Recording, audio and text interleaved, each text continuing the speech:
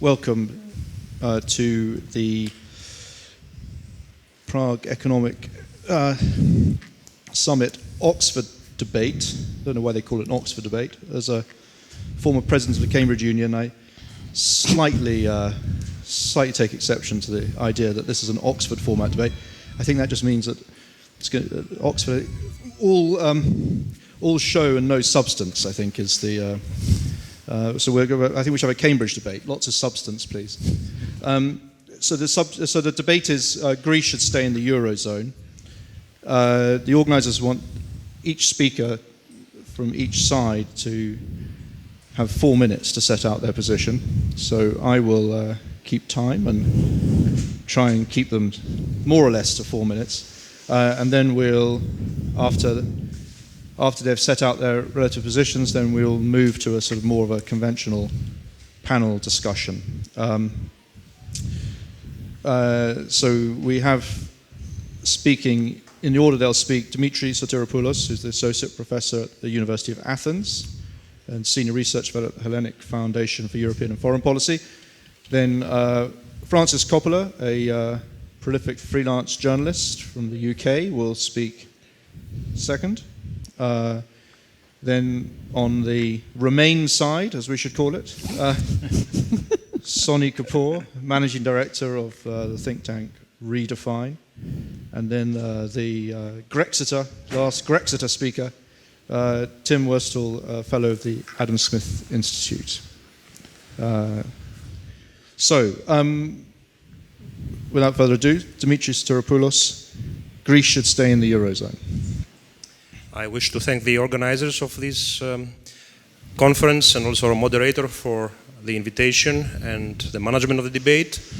My answer is yes, Greece should stay in the Eurozone, and there are also points I would like to make about the larger issue, which is whether in the future it is justifiable to let any of the Eurozone member states to slip out.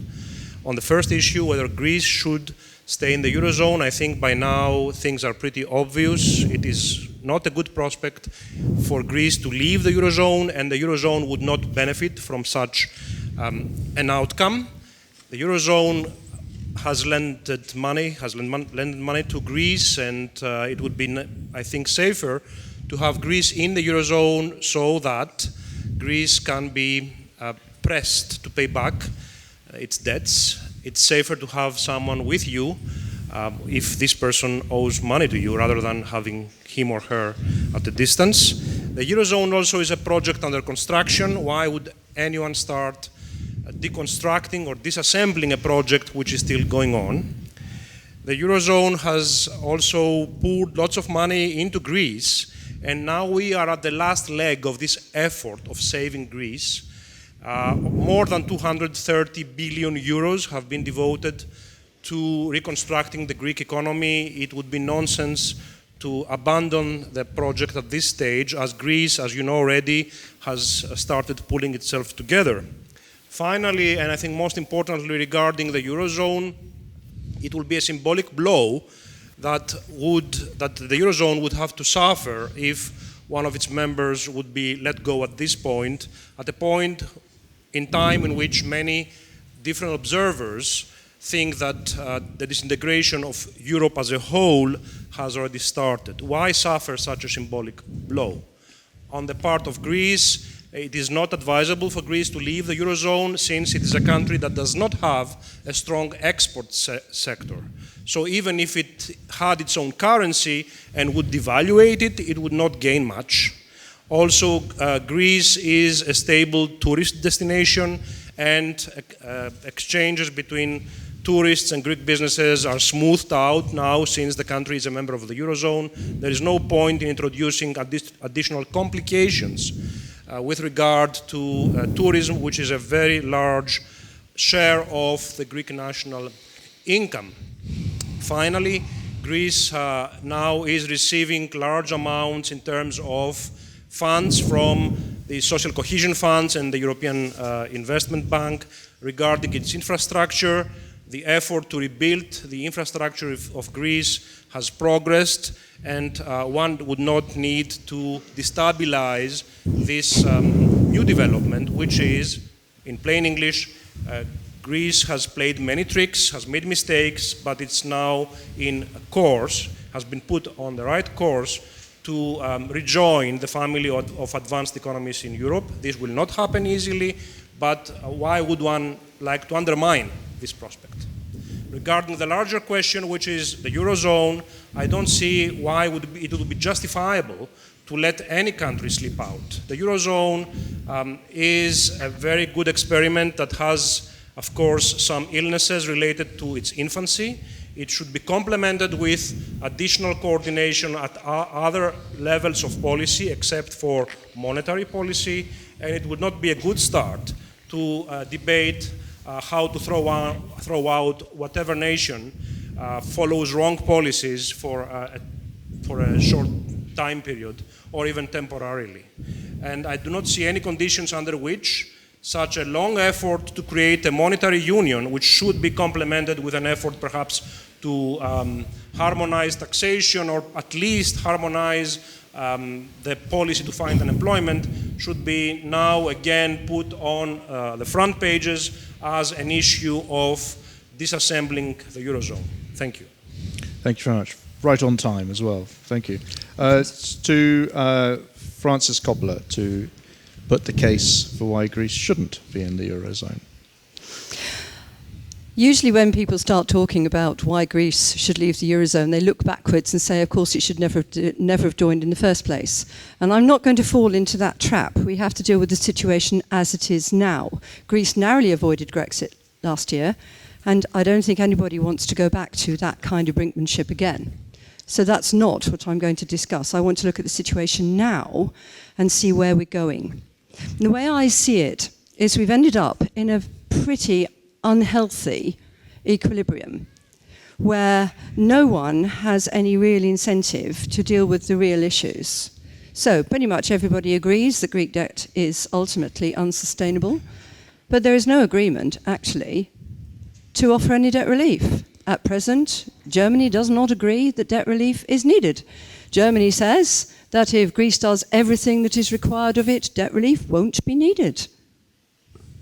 This is an incentive for Germany and other people with similar views to keep making more and more demands. Every time Greece complies with those demands, it can simply demand more. Or if Greece fails to comply with those demands, then it can say that Greece has not achieved what was demanded of it. This is a power imbalance. This is like a prisoner's dilemma, a game, where no one has any real incentive to collaborate, where nobody trusts anybody else, where Germany does not trust Greece to do what is expected of it. And although Greece is clearly trying to collaborate, it's like pushing a rock up a hill. It pushes up the rock to the top, but if it makes a slip, the rock slips all the way back down to the bottom again. And even when it gets to the top of the hill, there's another hill to climb. Ultimately, this is not sustainable. And unless there is some radical departure from this dilemma, this situation, Greece cannot survive in the Eurozone because it cannot recover. The IMF is trying to force this to a conclusion, but the IMF itself has skin in this game. It wants its money back. As far as I can see, nobody is fundamentally interested in collaborating to solve the problem of a deeply depressed economy which has lost 27% of its GDP, has unemployment of 24% and youth unemployment double that, anytime soon, if ever. So although Greece leaving the Eurozone would not be pleasant for anybody, I do think it would break this very unhealthy equilibrium. And it would also create another opportunity as well. Remember I said that everybody has skin in this game and everybody is pursuing their own objectives and nobody is collaborating and nobody is working like a proper union. If Greece were not in the Eurozone, if this was not regarded as an internal Eurozone affair, it might be possible for this to be open to international arbitration. It might be possible to have somebody arbitrating this or working with the sides to actually come to a conclusion, an independent arbitrator that has no skin in the game. That's not the case now. And therefore, as far as I can see, there is no resolution to this. Now, Greece is not the only country for whom this could be the case. And the underlying dynamic here is a very unhealthy power imbalance in the Eurozone between creditor countries and debtor countries, that nobody has any real incentive, nobody with any power, let's put it this way, in the Eurozone, has any real incentive to sort out. Unless the Eurozone comes up with a means of rebalancing between creditors and debtors, which would require a much more sense of common purpose and solidarity than they have at the moment, and a willingness, for example, to engage in putting together a procedure for sovereign bankruptcy that could involve creditors taking significant losses, then I don't think that the euro itself can survive in its present form. And I would prefer to see us putting in place procedures either to turn it into a proper union or to wind it up. Thank you very much, Francis. Sonny, your turn. Respond to that. If it's possible, I actually agree with both previous presentations because I don't think they were fundamentally incompatible. I think there are three questions to consider. One, who was at fault in bringing Greece to its present situation? Second, what is the alternative to being a member of the euro? And third, whose interests are we looking at? The rest of the Eurozone or Greek citizens? Let's try and answer all three in turn. In the first instance, this was first and foremost, up until 2010, the fault of Greek policymakers. Greek politicians screwed up badly. They had in place a system that was essentially third world governance stuck in a first world union. And they were accepted as a member of the euro. Before that, they were accepted as a member of the European Union. Many good things have come out of it. The idea that the army would ever stage a coup in Greece is as unthinkable now as it has ever been in its recent history. And that is no small achievement. Binding Greece closely to us, to the European Union, and within the European Union, to member states that are even closer together, the Eurozone, has had a huge positive impact in making sure that Greece will remain a civilian state and not suffer a military coup. The second thing, from 2010, perhaps it is possible to say that the creditors in general, Germany in particular, have been equally at fault as Greek policymakers. Some would say even more. But once again, there was a reason Greece reached the point in 2010 it did, and nothing can take away from the irresponsibility of Greek leaders and politicians themselves. And yes, it's a different bunch of people in power, but for different layers, at least different bunch of people in power at the top, Syriza, who were not in power before. But if you look at the various layers of Greek power structures, many of the old guard are still around. Which brings us to the second question. What is the alternative to a membership of the euro? Well, there are two questions there. One, how can Greece leave? And second, what will it do if it leaves? Let's look at what it will do if it leaves. It's the same bunch of people who brought Greece to the disaster in 2010 who still dominate many of the Greek power structures to think that just because they're outside the euro, they will suddenly discover responsible policy making. They will suddenly give up their old networks of patronage. They will suddenly find the best optimal mix of policies that will launch Greece onto this great path of dynamic growth, export-led industry, liberal mindset, open-minded, fantastic economy fit for the 21st century. That's a ridiculous idea. Greece, the Greek state, doesn't have in place many of the fundamental basic structures, including the education structure, including infrastructure, including perhaps local expertise, capital, etc., that would be necessary to put Greece on a path to a different, faster growth rate. And this is true whether it is in the euro or not. Which brings us to the second question. How would Greece possibly leave? So I think I totally agreed with Francis and think it's a consensus that Greece's current debt burden is unsustainable. And having worked with the German finance ministry for several years, I know that perhaps with the sole exception of Mr. Schäuble himself, who on this issues loses all rationality and starts essentially his eyes come far too close together and it seems like he's about to have a stroke every time you talk about Greece. And maybe one of these days he will, which may not be a bad thing for the Eurozone, and I said that on the record. But apart from that, everybody recognizes, including in Germany, that Greece's debts will not be payable. What they want to see is to see serious change within the Greek structure of governance. They want to see serious changes on the ground.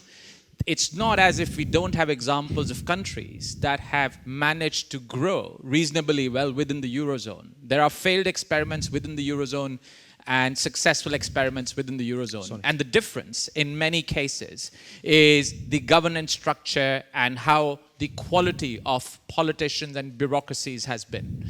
So I think Greek debt will be written off one point of time or the other. It is suboptimal for everybody that it is not done right now because it would possibly trigger a positive confidence spiral, but it will happen. And the debt will still have to be repaid if Greece left the Eurozone, and the debt burden will still be there. And in fact, it will be done in bad faith, and the likelihood of creditors to give Greece a decent deal if it had left the Eurozone would be much lower. Which brings us to the third point. What now? Which is the way forward? Last point. Very quickly. And I think that what is going on in Greece, exactly as I think you mentioned, is a lesson for the whole of the Eurozone. We are seeing an immature, recently constructed, improperly constructed house, a monetary union, face a series of tests. It has not responded well, but at least the arrow is pointing in roughly the right direction. Sadly, Greece is having to pay the price, but everybody in the Eurozone will be better off as a result of this. It is not in the interest of the Eurozone to let Greece go. It will not save any money. It will set a dangerous precedent. It is definitely not in the interest of Greek citizens to exit either. They have suffered enough, and the financial shock of any exit will place an even larger burden, especially on the poorest Greek citizens, with no clear prospect of a better future. In fact, a very uncertain future. So Greece should firmly stay in the Eurozone. If mistakes were made in the past as they were, those are behind us. There is a positive, better future ahead, both for Greece and the Eurozone, if we get our act together. Thank you, Sonny. Right, Tim. I'm from the Adam Smith Institute, which means that by definition I am an extremist. But I would like to just start by saying I do actually agree with one of my opponents here, in the sense that that debt is not going to be repaid. It isn't. The only question is, how do we tell everybody? Does that total amount get cut, or do the interest rates get cut to the bone and the term of maturity extended? Both economically are the same thing. They are the creditors losing their money and the debtors repaying less. So the debt just isn't going to get repaid. That's number one. In or out of the Eurozone, whatever. It was actually Senor Barroso who told us what the purpose of the European Union is, which is to stop Germany invading France again. And so we can look at any question about the European Union and ask, does this stop Germany invading France? 50% youth unemployment in Salonika. No, I don't see that. I don't see that as stopping the Panzer Group from reaching the Champs-Élysées. So it's not part of the European Union, it's not part of the function of the European Union to create that 50% youth unemployment in Salonika. However, that is what the European Union is doing. And therefore, we really ought to stop the European Union from doing that. Now, when we come back to the euro itself, I'm sorry, the problem with the euro is that it was gross idiocy to start it in the first place. The economic theory here comes from Robert Mundell, It's the theory of optimal currency areas. And we all know that if everybody here in Prague uses the same currency, then the economy of Prague will be larger than if the million people of Prague each use 1 million different currencies. There are certain economies of scale to a currency. But optimal currency area theory tells us also that there are diseconomies of scale if we get to too large an area. By definition, the diseconomy of scale is that if we have an asymmetric shock, that is, a shock that affects one part of our currency area in a different manner from another part of our currency area, if we have an asymmetric shock inside a single currency area, then we cannot change monetary policy to suit the local conditions. By definition, that's what it is. And when you start to have a monetary area which is most of Western Europe, or along with parts of Eastern Europe and parts of the Baltic, that's too large an area. You are always going to have asymmetric shocks in an area that's that large. Now, people are sort of talking about whether this is Greece and the fiscal incompetence of the current Greek state. That's not actually the underlying issue here. I mean, yes, they were fiscally incontinent, spending other people's money like drunken sailors, but at least sailors sober up occasionally. But other countries are also facing these sorts of problems. Spain was doing absolutely everything right during the property boom. They had increased capital requirements for the banks. They raised taxation. They were running budget surpluses. But because monetary conditions were being set for Germany, they were too mild, too weak. Interest rates were too low for Spain, thus their property boom, and then obviously thus their crash. The same with Ireland. You will always have asymmetric shocks in a monetary union that is as large as the Eurozone. Finland is having it right now. Nokia has imploded, Microsoft has screwed it up, the forestry business is not doing well. Finland is having to do internal devaluation. They can't do fiscal policy because the European Union says you can't do that. They don't have their own monetary policy. They don't have a currency they can devalue. They can't do anything except sit there and suffer the economic pain. This doesn't stop the tanks reaching the Arc de Triomphe. We should not be doing this. Now, there is one thing we can do. We could say have fiscal union, so that the United States is about the same size of economy, about the same number of people as the Eurozone. It's roughly right. And we could do what the US does, which is run 15 to 20% of GDP through Washington, D.C.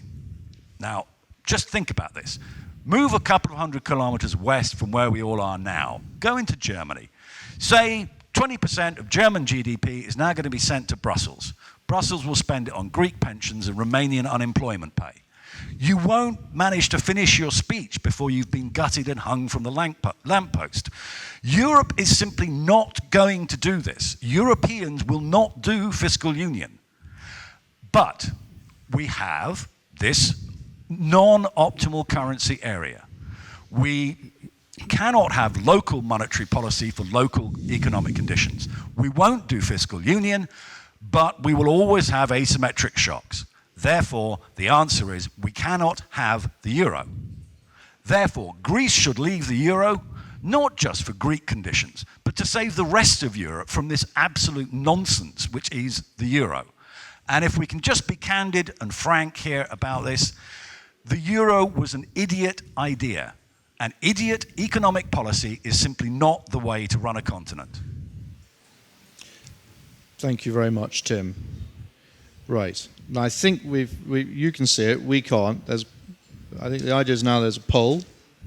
We're going to see, the panelists can now see who so far has been... Do I win if I come last? Polls at the moment. We can't see it.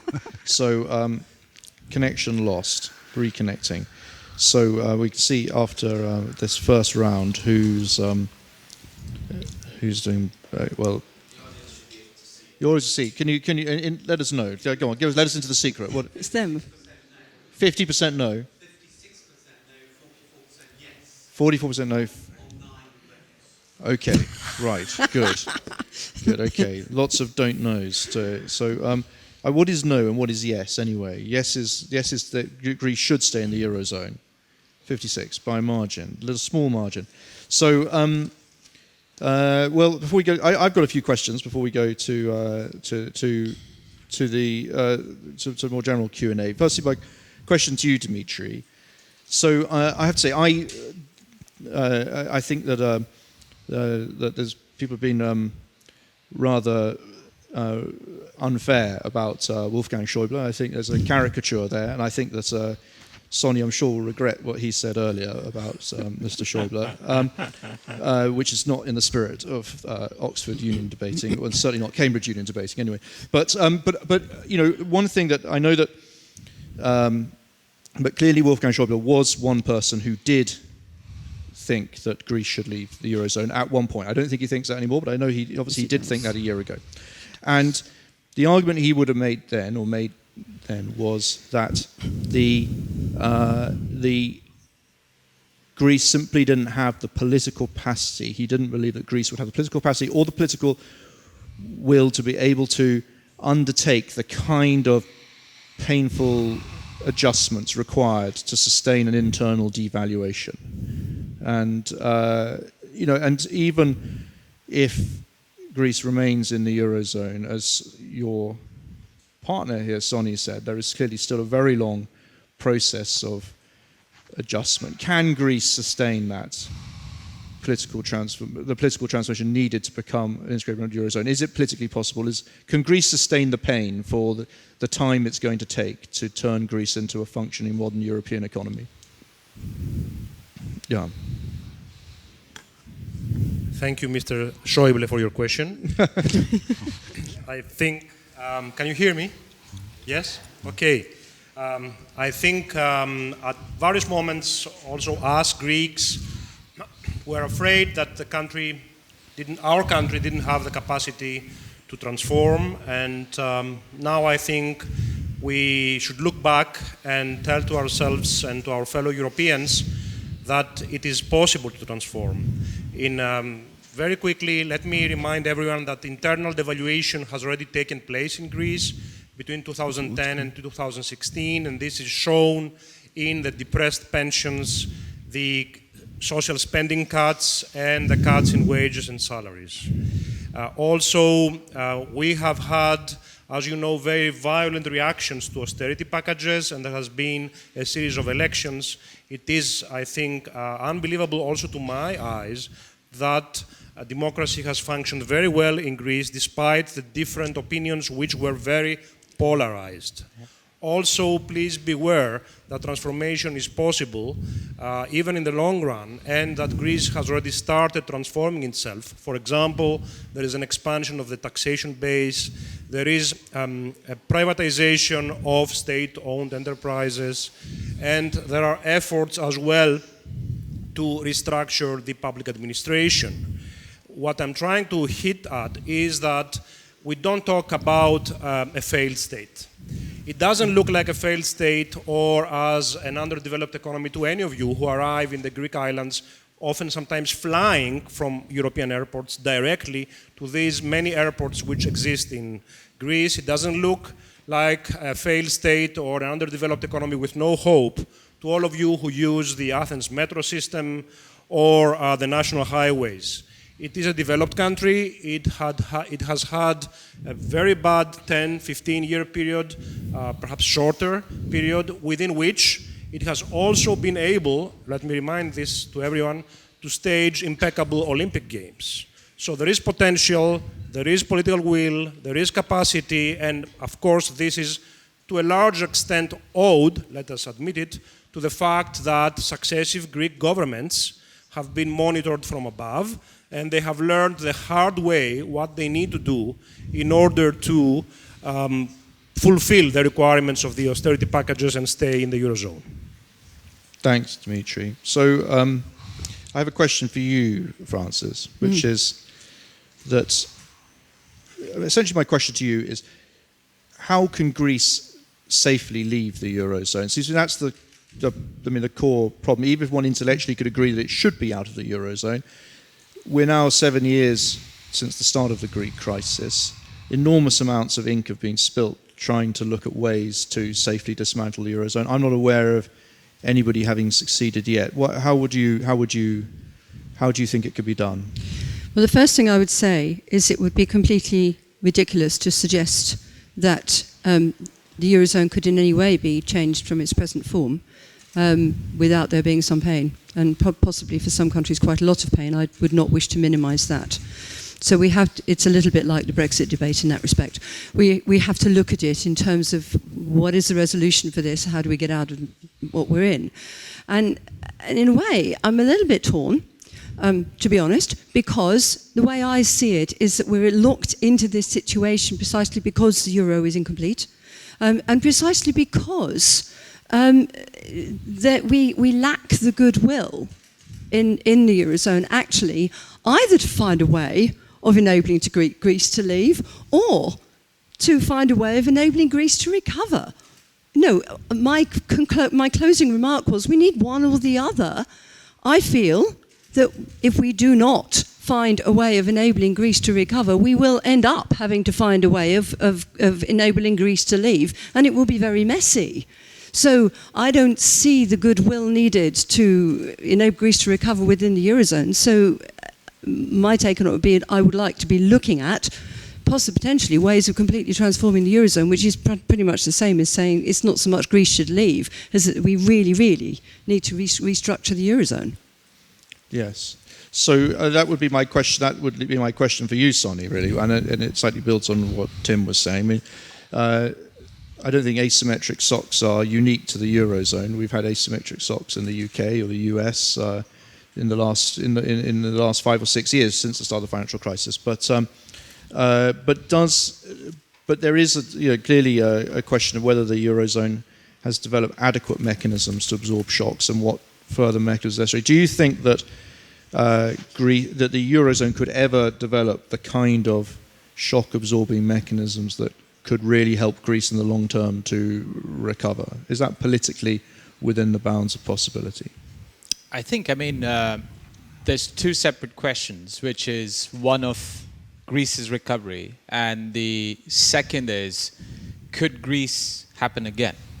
Or would Greece be allowed to happen again?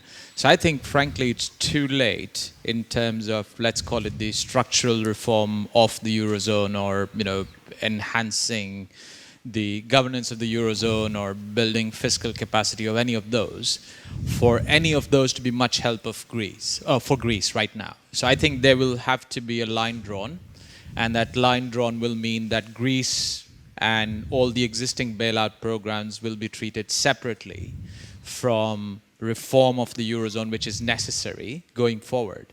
On the political goodwill, I totally agree with Francis. Therein lies the problem. So back in 2010, I did a lecture at the European Commission, and I never used PowerPoints, and this was an exception. I drew a big circle, which I said was the political space that is available to the Eurozone, and a small circle, which I said was the size of the financial and economic problems. And I said, we don't know what will happen, but unless the present bad approach to crisis management changes, the political space will continue to shrink, and the size of the financial and economic problems will continue to grow. And there will come a point when we will no longer have the political space available to do the things necessary to tackle the economic and the financial problems. And I think that may well have arrived, short of some grand political gesture. And the only figure I can see who can possibly make it is Angela Merkel. We're stuck at a point where between Marine Le Pen, where between the Sweden Democrats, the Danish People's Party, and Geert Wilders and everybody else on the populist far right, and of course our UKIP crowd here, we are seeing a political space that is shrinking ever more and giving less and less prospect to political leaders to make those kinds of structural changes that will make us closer to an optimal currency area or give us shock absorption capacity. How we get from here to a future which I think many of us can intellectually see, where there will be better ways of preventing a crisis, better oversight, perhaps monetary policy that can be a bit more sensitive and differentiated using different cash reserve ratios, etc. It has been done in regions of China and India, etc. Definitely turning the ESM, the European Stability Mechanism, into a European Monetary Fund, which has the capacity, the intellectual capacity as well as the financial capacity to backstop both financial institutions and sovereigns. So it's intellectually not difficult to see the things that need to be done. What is tricky is to see where the political space to do this will come from. And I think there a lot hinges, maybe far too much, on Angela Merkel, who is the only leader with any moral authority and standing and political credit in the European Union and the Eurozone as a whole, to be able to initiate something that will take us over this transition problem. I see. So if you didn't see the political capacity to develop those mechanisms, you would be on the other side of this debate. Not necessarily. I think that the let's call them the anti-Euro crowd, paint far too rosy a scenario of how things were before the euro was brought about. I mean, there were repeated devaluations. There were, I remember Italy and constantly struggling countries. And what we have entered, if you look at what happened with the Swiss franc, if you look at the fluctuations in the US dollar versus the yen versus the British pound, etc., we've entered a regime where exchange rate fluctuations between major, large currencies of the world nowadays, it's not unusual to see 15, 20, even 30% swings over a period of a few months. So if anything, the original idea of the euro, which was to try and moderate these fluctuations, which was to try and bind economies closer together, if we were to go back, in fact, the justification to move towards that has become even stronger. And many of the other things that stop us from being an optimal currency area, which is there isn't enough fiscal capacity, there isn't enough labor mobility, we're roughly headed in the same direction. There is a serious discussion of enhancing fiscal capacity. One can say that risk-sharing capacity and fiscal capacity with the ESM has already increased, not at the pace we would like, but the United States took 150 years to develop into a fully functioning optimal currency area, which some can still say whether it's not right. But it takes time, and we are only just starting. And the last point is, even on labor mobility, with English having now become the de facto language of the European Union, as has been demonstrated clearly in the Czech Republic and Central Eastern Europe, as capital is mobile, as we have trade in goods, and we are increasingly, hopefully, going to see a single market in services. And as labor mobility increases, we are moving in the direction of an optimal currency area. We just need to get there faster. Good. I'm glad you made those points about the pre-Euro era. I think that often gets lost in this debate. And of course, the United States didn't even have a central bank until the early 20th century. Tim, my question for you is simply that the Greek people have had more time and more reason to examine this question than any of us here in this room or in this panel, and have very clearly shown time and time again that they strongly believe it's in their interest to stay in the Eurozone. So are you saying they're stupid, or they just don't understand the issues? No, I'm not saying that the Greek people are stupid. I reserve that for my fellow countrymen. I would say, though, that the people who designed the current structure of the euro were engaged in a fairly futile and stupid thing. Sonia, you're absolutely right. It took 150 years for the US to become an optimal currency area. So, 2113, 2130 is about when Europe should actually have a single currency. Just not yet. You were talking about the fiscal capacity and so on. We're really not talking about being able to back up banks and so on. We're talking about the fact that pensions and unemployment pay and VAT collections and profit taxes and so on go through the one central treasury and then get dispersed again. The US really only became an optimal currency area when the federal government became a significant portion of the economy. That means Brussels has to become 15 to 20% of the European economy. I do not see that happening. I do not see anybody being able to impose that without a bloody revolution. And so therefore I am against the euro. I have been since the mid-90s when it was being discussed. My earliest writings that float around the internet are on Econ, me shouting about Robert Mundell and optimal currency areas. I haven't changed my view, and the fact that Greece and Spain and Finland and Ireland have all happened have just reinforced my view. No, I do not think that the Greeks, the people actually living through these traumas, are silly for whatever their opinion about the trauma is. I think that the people who've imposed this trauma upon them in the pursuit of some political ideal are either knaves or fools. And it's a standard line, sure, you politicians can ignore economics. But unfortunately, economics is not going to ignore you, nor politics, nor politicians. If you set up an economic system that will not work by the simple and basic rules of economics, then it will not work. It doesn't matter what else you do. The euro is going to fail. I think it would be better if it failed sooner, because it would be easier to deal with the fallout. Going back to what it was like before the euro, Sony says, yes, but we had depreciations, devaluations. Yeah, that's the point. If you don't have the euro, then you can have devaluations, because a devaluation allows a place subject to an asymmetric shock to adjust its monetary and fiscal conditions. Argentina defaulted, changed its currency, the currency dropped 50%, and 3 months later the economy was growing at 12%. Hurrah! That's what we want to happen for Greece. Great. Default, devalue, haircut to the bondholders. The Greek problem is over. If that had been done in 2012, it would all be done and finished.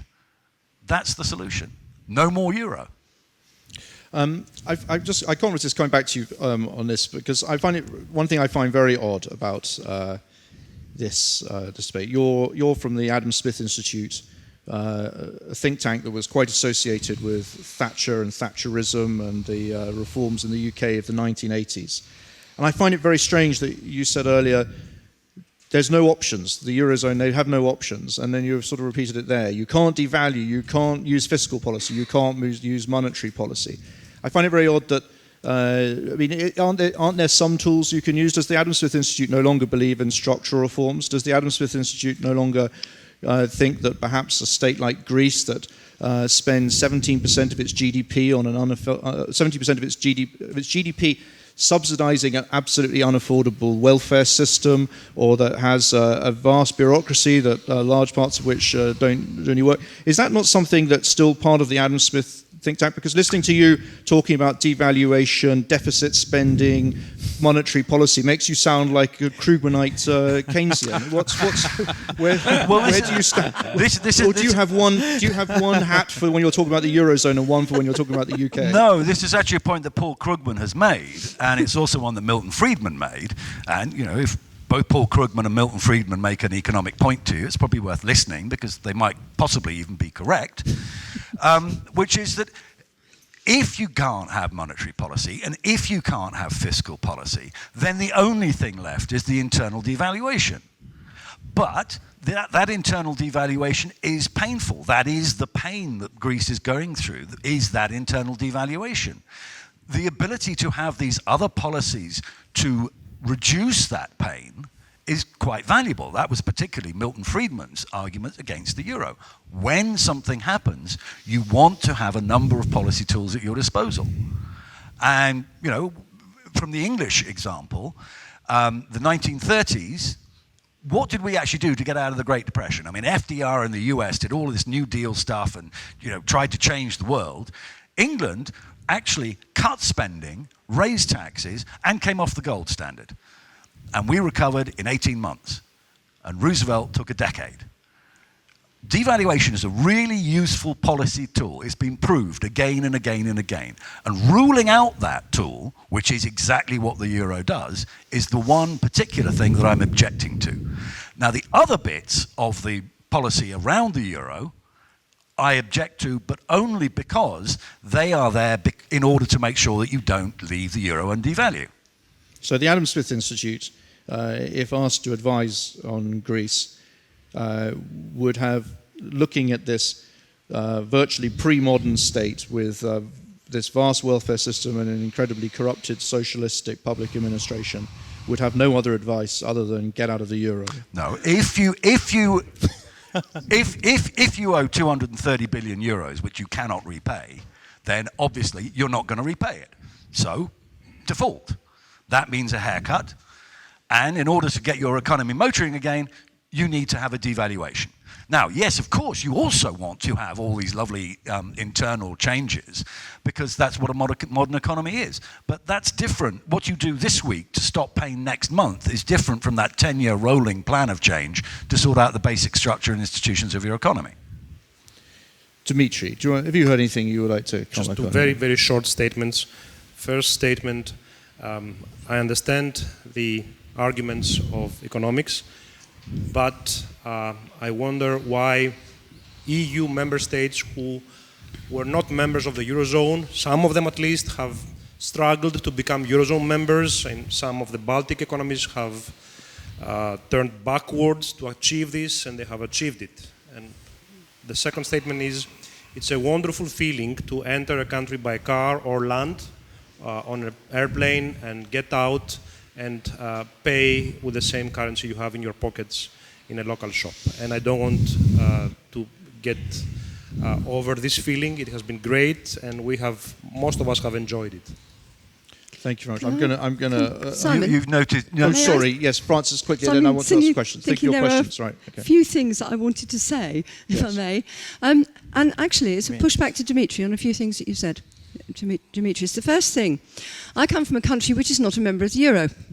I can get out of a plane and go and buy something in a shop with a card in most developed countries without having to use the same currency. That's one of the big changes that's happened in recent years, has been that currency exchange is way more easy than it was at the time that the euro was first being considered. The euro as an international currency is perhaps less necessary than it was, although there might still be a role for it as a general international settlement currency. But as far as an ordinary person travelling to a civilized country is concerned, they can I can use my sterling, my Visa cards in other countries. I don't need to be a euro user to do that. That's my first point. A lot of that is to do with improvements to finance and to financial integration, and not really to do with currencies. My second point is about this internal devaluation lot that we keep talking about, because, as you point out, there are a number of other countries that have undergone internal devaluation, some of them very severe ones. You mentioned the Baltics. Latvia actually had a deeper recession in 2008 than just about any other country. Its GDP fell by 23%. And the reason it recovered, I actually looked at this recently, was not really to do with fiscal austerity and internal devaluation.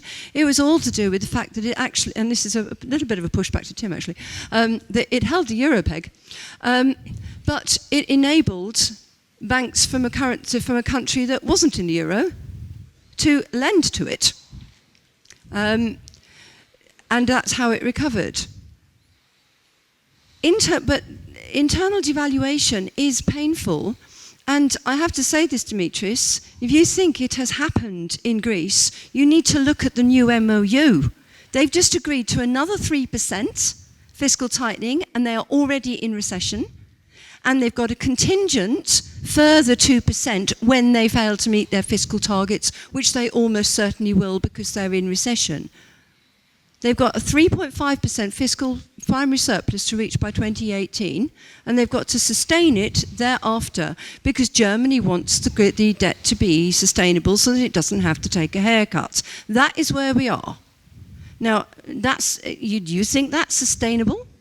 And my other point is about the value of devaluation. I know I've just kind of slightly undermined it by saying Latvia actually didn't devalue and that actually helped it in that particular circumstance. But that's to do with the particular arrangements in the Scandinavian countries. But generally speaking...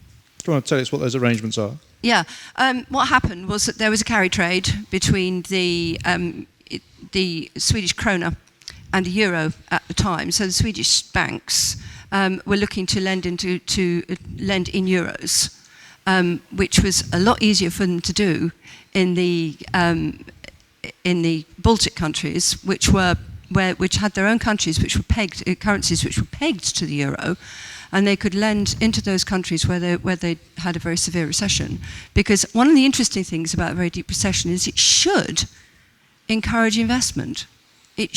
Countries that have had very, very severe falls in GDP and are on the road to recover should encourage investment. There should be investment flowing into Greece. There isn't. So to my mind, that means that Greece isn't out of the woods yet by any means. We've got a long way further to go, a lot further to fall.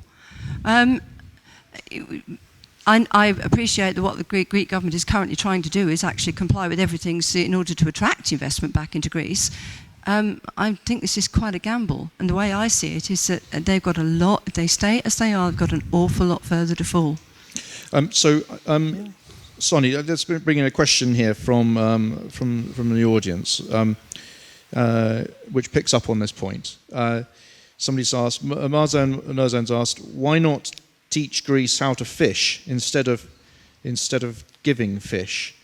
I suppose it sort of goes to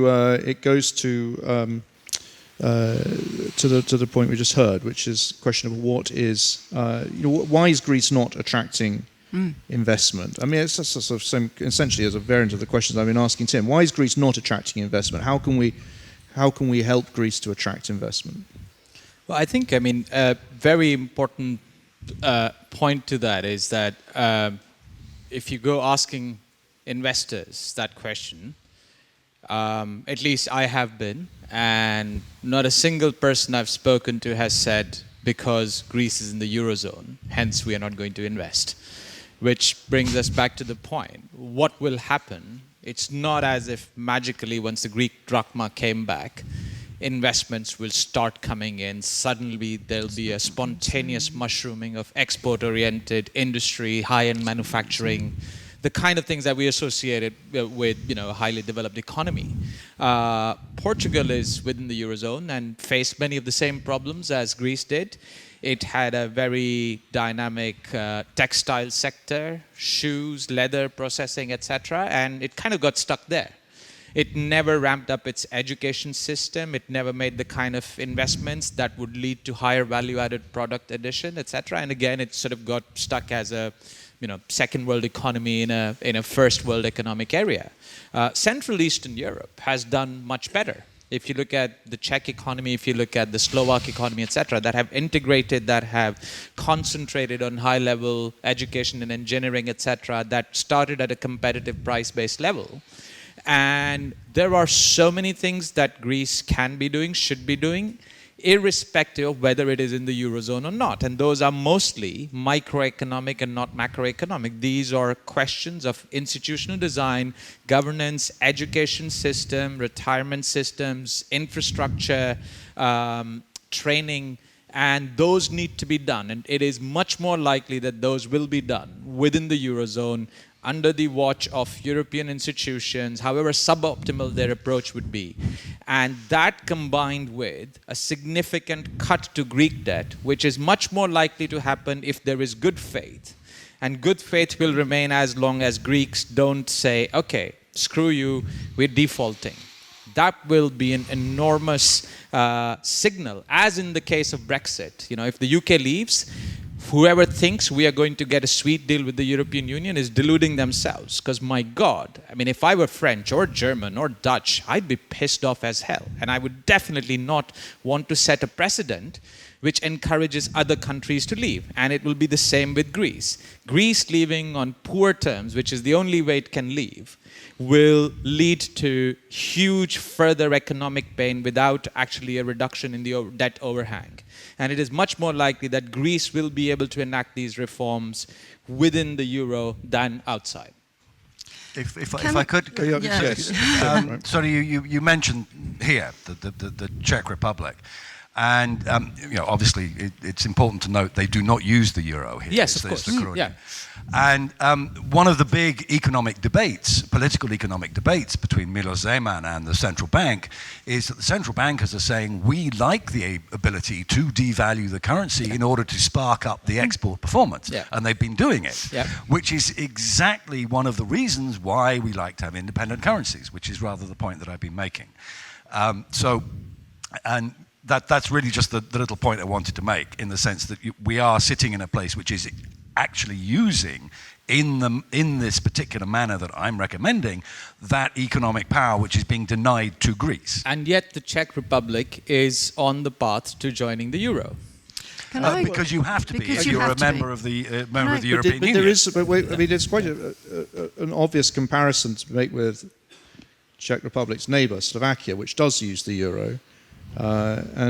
Maybe you want to talk through the relative, as you see it, the relative... the Slovaks don't in fact have this vast auto manufacturing, high-end manufacturing industry that the Czech Republic does.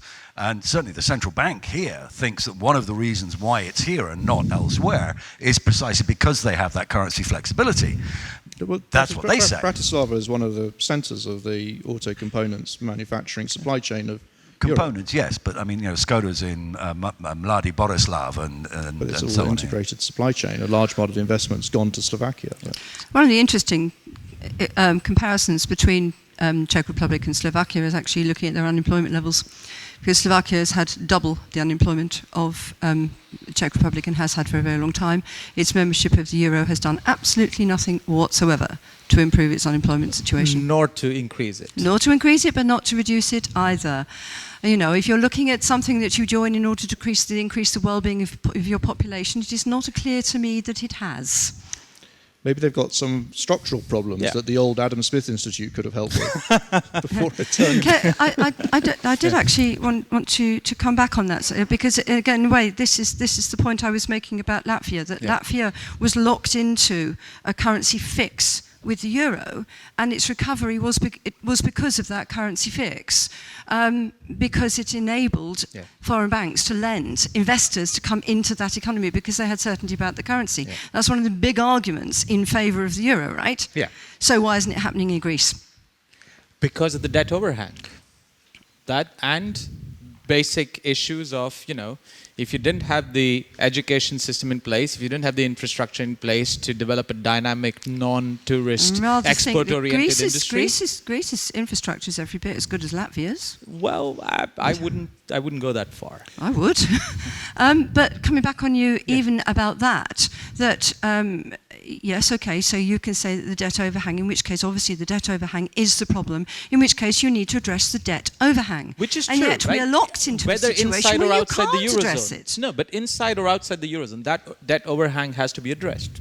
I completely agree. But countries within the Eurozone don't agree. Can we talk a bit about the impact of a Grexit on the rest of the Eurozone, firstly? Dimitri, you said in your presentation that you thought that essentially that Greece should stay in the Eurozone at all costs, that the Eurozone should be kept together at all costs. I mean, do you think? I mean, how does one manage is that really politically a realistic message to send? How does one handle the sort of moral hazard issues that arise from that, given that there is no current political or fiscal union at the heart of it, or a political union at the heart of it? How can one give that kind of at all costs guarantee? Well, one should think about the future and introduce mechanisms on a Eurozone-wide basis which would prevent the second Greece from happening. And we have, as Europeans, done this between 2010 and 2016 by introducing new safety valves, which are known to you. I understand that from time to time the rest of our partners, Eurozone member states, feel that they have been cheated. But overall, I do expect that the Greek case has given a lesson to Greeks and to Eurozone member states what to do from now on to avoid the repetition of the Greek case, and that will take a double effort. First of all, as I mentioned, a restructuring of the Eurozone to make it more balanced, probably with the addition of other European common policies.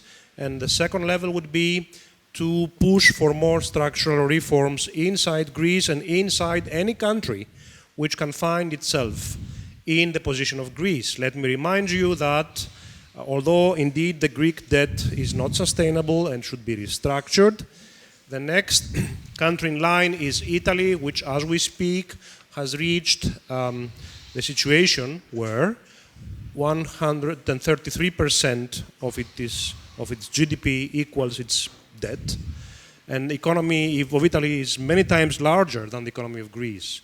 So my answer to your question is measures should be taken both inside Italy and also the Eurozone to avoid this possible next risk, as is the case with Portugal, for instance, which has had incurred budget deficits for at least 1 or 2 years now and still has a rather quite high debt. So the solution is not to try to start discussions on who is next to be thrown out if a country does not perform well.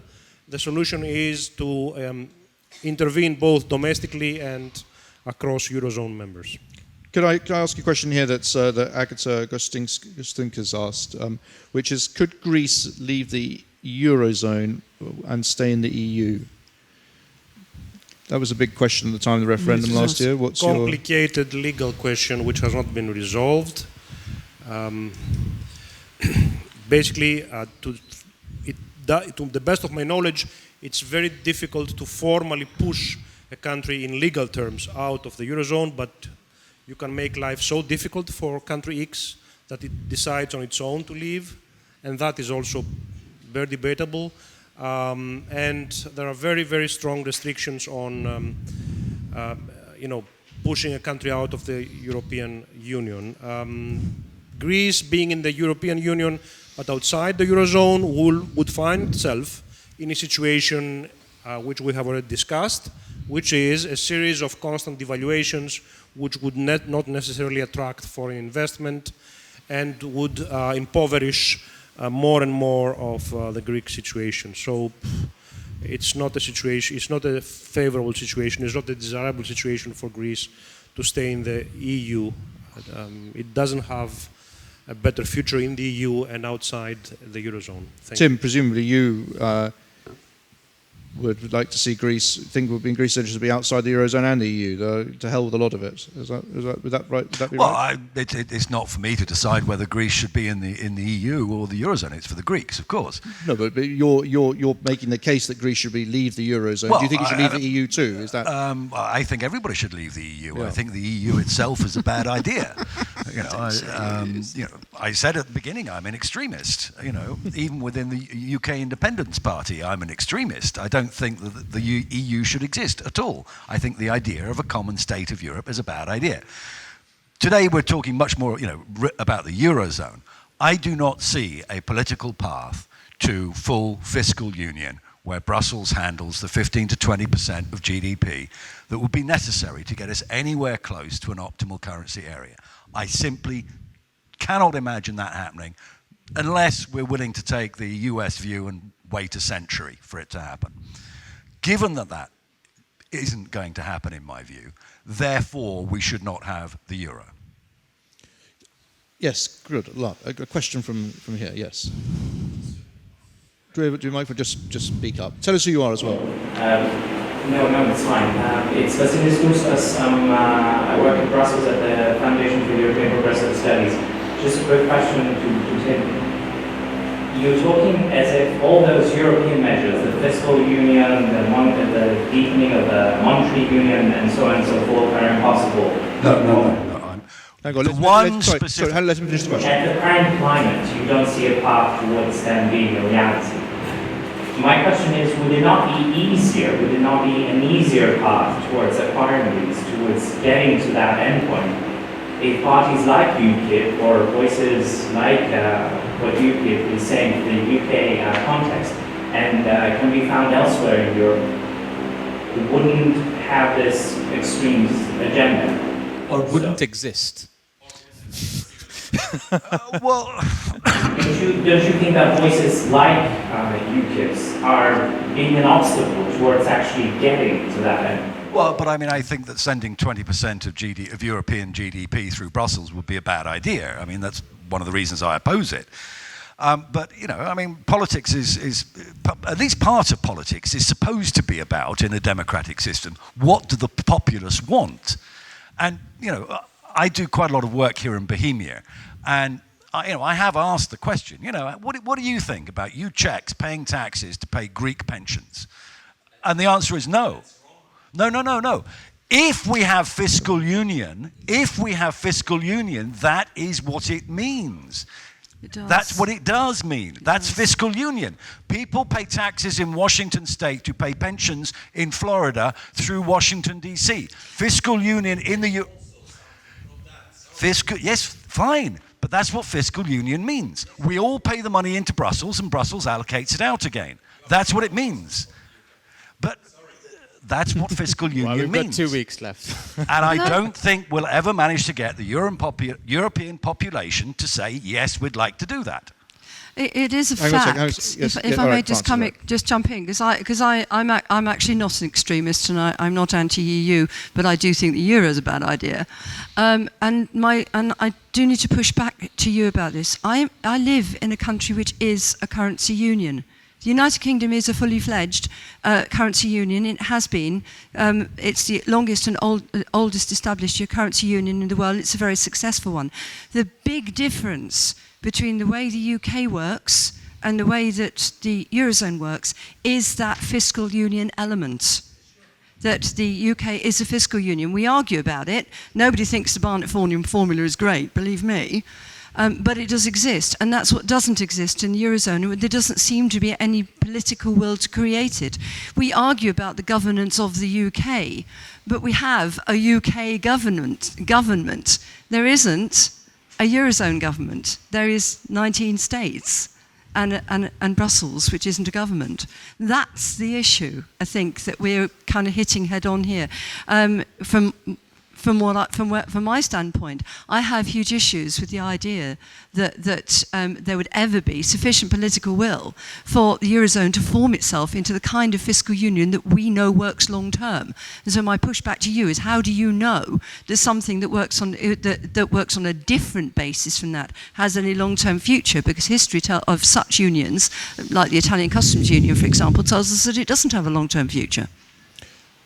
Yes. So, it seems to me we're arguing over a small difference. I mean, the EU does have a budget right now, and it's 1% of GDP.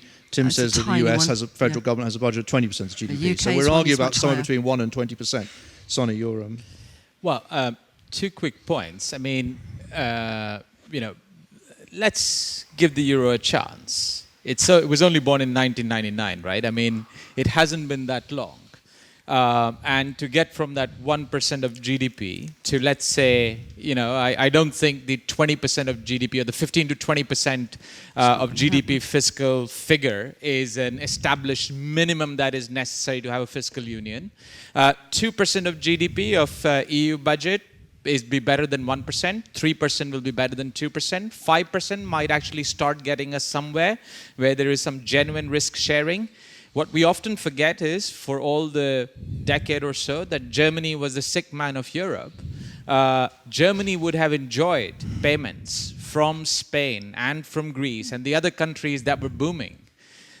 A lot of this smooths over the cycle. You can use the example that in the United States, Alabama, after 150 years, still keeps getting net payments, but that's the nature of things. Rural areas, areas that are further off, areas that are less developed, in every part of government, even within a city like London, even within a small part of London, a borough, there will be parts that are economically better off and parts that are worse off, and there will be transfers. But that doesn't mean that the direction will be always one-sided, There'll be a balance. There'll be some parts that will be subsidized, as is always the case. And in terms of European identity, I was born in India. I moved here in '99. I've lived in 11 European countries. I feel totally European. I have a UK passport. If you look at other people my generation, we mostly actually feel European. There is an emergent European identity, if only the British school system was not so screwed up that the only thing we learned about in history was the Nazis and Schweinhund, and that's where history stopped. If we actually bothered to learn some languages, if we actually bothered to look into what a modern functioning state Germany has become, and the fact that the UK actually lags behind on most social indicators, that our arrogance would perhaps go away, and a lot of the misinformation peddled by my friends at UKIP, including the fictitious 350 million transfer. No, I wasn't pointing to you. I was pointing to Tim, right? Weekly figure of transfers to the European Union. The fact that the European Union tells us how much to bend bananas, etc. Right?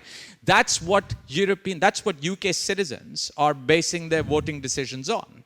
But with time, 10 years, 20 years, maybe not in your lifetime, maybe not in yours, but hopefully in my lifetime, we will have... Thanks a lot. Thanks, I'm not that old. We will have 5% of GDP going through Brussels. We will have risk sharing. We will have an emergent European identity, and we will have people like me who speak 5 languages. Can I just... I'm Go- sorry, I know- actually, sorry about this. Oh, come on, Simon, I need like to reply here. We're all reeling. But also amazing that we've got this far into the discussion before someone mentioned Brexit. Can I go? Is anybody? Does anyone want to ask questions or put points from the audience before we go? Okay, Francis, make your point. Yeah, I mean, it really comes back to the point I was making earlier about this is a lovely vision about how if we wait long enough, there'll somehow magically be political goodwill among all the countries of the Eurozone to want to enter into a fiscal union, to want to share risk, to pool responsibility, to pool debt, to have fiscal transfers, because that is how other currency unions have developed. So my question really is that really a realistic prospect? Because from what I hear at the moment, from other European countries, never mind Britain, because Britain's not part of this question. I don't hear that will coming from other European countries, and particularly I don't hear it from Germany. The march of history is 1 step forward, 2 steps back, 2 steps forward, 1 step back. Yes. We'll go to the floor first. Just a question: what do you have against fiscal transfers? In every federal state, in Germany, in Germany, we have a federal system with federal transfers. Somebody was explaining this. Excuse me. What do you have against a federal transfer? You have said something, for example, common agricultural policy is transfers from one country to another. What is against that? This is helping for a better together. What is labeled here? I think you've misunderstood. And I will ask Tim also. Could I reply, please? Hang on a second. Could I reply? Because he's actually misunderstood something I said. I have no objection at all to fiscal transfers. I think you've misunderstood what I say. What I'm saying is that you may have fiscal transfers within your federation in Germany, just as we in the UK have fiscal transfers between the countries of the UK. But there is no will whatsoever in Germany to have pooling of risk and sharing of debt between the countries of the Eurozone, and yet that is what is needed in a fiscal union. I would say that there already is quite a lot of risk sharing going on in the Eurozone through the central bank balance sheet, through under the counter and off balance sheet. No, it's there, and it's. But yes, Dimitri. I just want to make a very short statement that political will take a long time to be formed around any new unification or integration measures, but we all feel the pressure from new rising global powers, the large economies of East Asia, from time to time developing American economy, and it is clear and realistic, it's not romantic to think rationally and prefer to be in a problematic Eurozone than to be left out in the cold. So can we come to the question here? Are you Ernst? Okay, this is a very I think this is an important question here, because Ernst's saying here, isn't it in a globalized world we need strong currencies, and the euro has proven this. I mean, if you think of the characteristics of money, it's proved itself to be an excellent means of exchange and a very good store of value. So, isn't that a good thing? And and is Greece returning to the drachma? Is that actually a better currency than the euro as a store of value, as a means of exchange? As a money performing the function of money, there's a number of different functions of money. Means of exchange, yes, that's wonderful. The more people you can exchange money with, the more useful it is as a means of exchange. Talking about a strong currency, I mean, the ECB's major policy over the past couple of years has been to try and lower the value of the euro on the international currency exchanges, precisely because they think that that's something of a boost to the European economy. It was too strong. Yes. The ECB has been doing for the Eurozone as a whole exactly what I suggest should be available to each country with its individual currency as a policy. Devaluation is useful at times. A strong currency, I mean, sometimes, people start talking about, we must have a strong currency because strength and virility are correlated. And, that's not really the economic way of thinking. The price of something is the price of something. The value of the euro against the dollar is just the price of the euro as against the dollar. And sometimes that will change. Sometimes it moves upwards, sometimes it moves downward. Fine. As a particular policy, maybe we might want to cut interest rates in order to lower the value of that currency, which is what the ECB has been doing for years now. I agree with them. They should have been doing this. Fine. I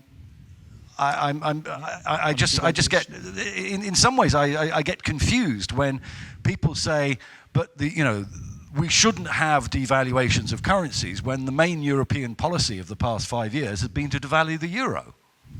Well, of the last year or so, yes. Well, I mean, yes. Again, we're into puzzling territory, aren't we? What used to be the Adam Smith Institute before it became the Chairman Mao Institute used to believe in sound money, and now clearly believes in devalued money. Sonny, what's your thoughts on? Well, so let's go back to this devaluation issue, right? So the way Tim has portrayed this. Devaluation is magic, right? It solves everything. There's not quite. Whole I said it's a useful tool. It's a useful tool, okay. At times, in certain situations. And a good comparison was used. Argentina, one of the most notorious countries in terms of series of debt defaults, which is much poorer in GDP per capita terms than Greece, which at one point was considered to be the bright future of the world, of the civilized world, going to do better than the United States. And look where a government and a currency you can't trust has got Argentina. Repeated rounds of devaluations.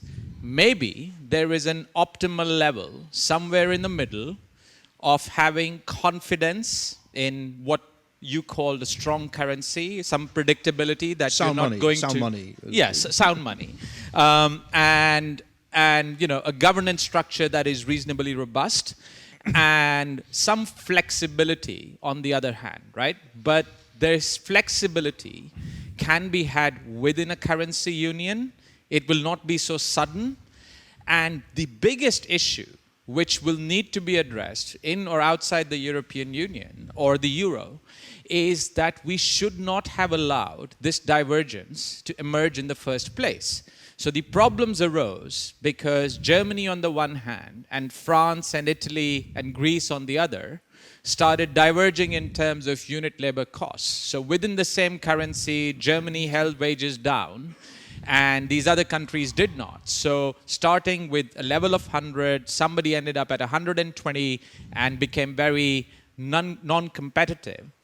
Somebody ended up at 80, like Germany, and became very competitive. But with better surveillance, with stronger central Brussels authority, you can put checks and balances so that there are divergences allowed over time. There's catch-up growth and convergence allowed, obviously. the Czech Republic, wages would rise as you become richer, and you should converge whether you join the euro or not, or whenever you join it. But there should be some limits and checks and balances where things are stopped. And it could mean wage freezes in countries where wages are rising too fast, and it could mean increases in wages in countries which have been artificially holding them down. There are many more sensible mechanisms available. And to trust a Greek drachma, which was not very trustworthy currency, to investors who put their money in today at a level of 100, and 2 years down the line, the level has gone down to 70, and 3 years down the line, the currency has fallen to 50, that is not a way of attracting investment.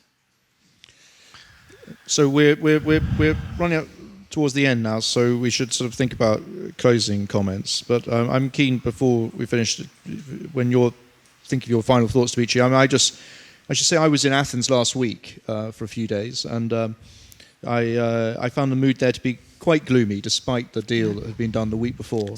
People very worried about, very concerned about some of the enormous amounts of new tax hikes that were coming through.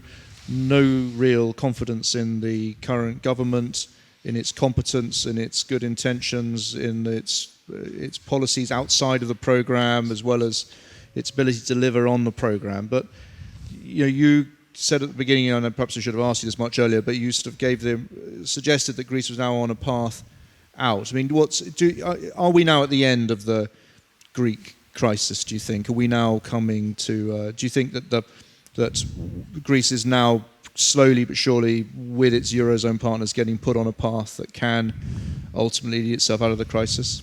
Can you give us a nice optimistic note to end on, or? There is a 3-year-long program which has now been agreed between the Greek government and its creditors, and it contains reforms in fiscal policy, reforms in labor relations and the structure of production, and also reforms in the public sector. The latter reforms have been left behind. The reason I am optimistic is that Greeks have tried all different governments, from, let me call it a neoliberal conservative government, to a radical pro-socialist left-wing government, and despite this variation, eventually the solutions to the problems are obvious. They are solutions which refer to restructuring the public sector and restructuring the basis of the Greek economy, along with a very necessary restructuring of the debt. And this will go on. I think this double effort to change the Greek economy and to do something about the debt will go on for the next 3 years, given that all other options have been tried and have failed. Grexit is not an option. I think this has become obvious, at least in my mind. And although the crisis is not over, we have much more difficult cases and problems to discuss about in Eurozone today than the Greek case.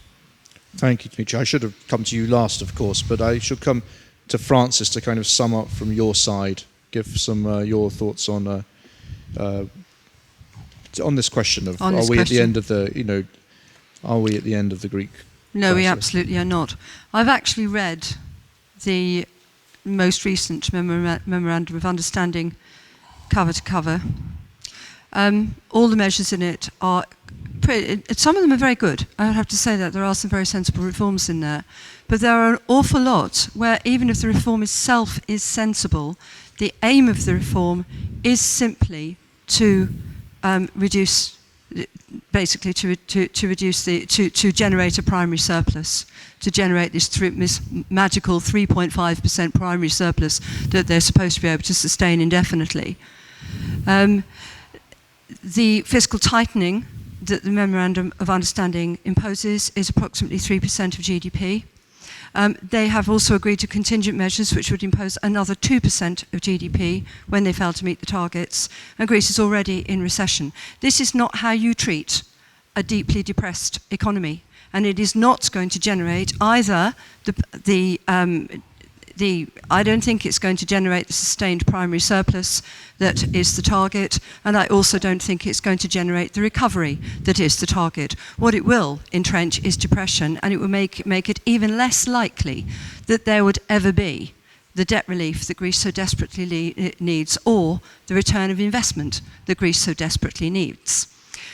My view would be, and this is my closing comment, that if Grexit is off the table completely as an option, then so is debt relief, because there is no reason whatsoever why any European creditor should offer debt relief unless the alternative is that they could lose all their money. And there I'll leave it. Very good. I think we'll close the panel there. I'm sure people can carry on over tea. Thank you very much indeed, Tim, Francis, Sonny, Dimitri. Thank you very much indeed.